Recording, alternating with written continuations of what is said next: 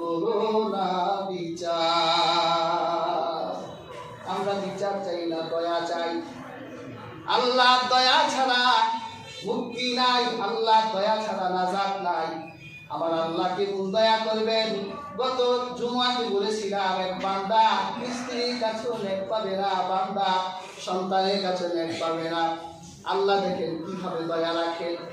বান্দা যখন নিরাশ হতাশ হবে, বান্দা যখন ভয় বিহ্বল হবে, আল্লাহর সামনে কেমন করে দাঁড়াবো? একটা নেক নিয়ে যাওয়ার কথা ছিল। পেরেশান হয়ে হাসরের মাঠে যখন বিচ্ছিন্ন পতঙ্গের মতো ঘোরাঘুরি করবে, হাদিসের কিতাবে এসেছে এমন এক ব্যক্তি তার সামনে এসে দাঁড়াবে যার জীবনে মাত্র একটাই নেক, আর কোনো নেক নাই। জিজ্ঞাসা করবে আল্লাহর বান্দা,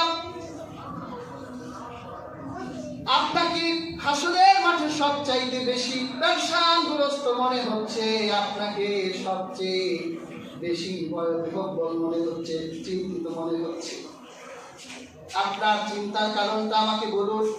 আল্লাহর বান্দা বলবে, তোমার কাছে আমার জীবনের দুঃখগুলো বলে কি লাভ হবে বলো? আমি তো আমার স্ত্রীর কাছেই বললাম, তার কাছে পাত্তা পেলাম না। সন্তানের কাছে বললাম, পাত্তা দিল না, কেউ সহযোগিতা করলো না। তুমি তো আমার কেউ হও না। আল্লাহর বান্দা বলল, বলেই দেখো, আল্লাহর ইনসাফের আদালতে একটা নেকের জন্য ধরা পড়ে গেছি। ইমাম ইকরাম এই হাদিসটি বর্ণনা করেছেন।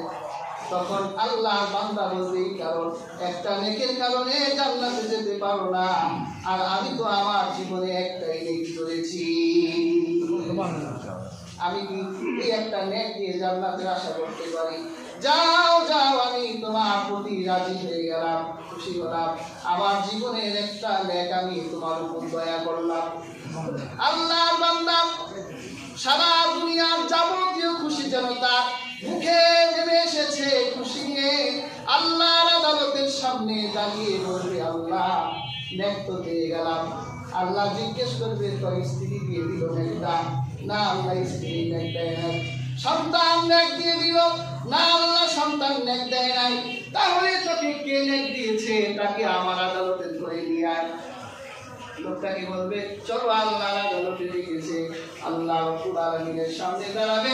আল্লাহ পাক জিজ্ঞেস করবে, বান্দা ওর স্ত্রী নেক দিল না, সন্তানেরা নেক দিল না, তুমি নেক দিলে কেন?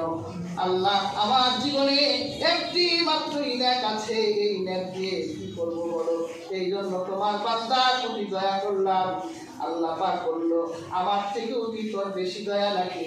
যা, আমি আল্লাহ তোদের দুজনের প্রতি দয়া করলাম। সুবহানাল্লাহ।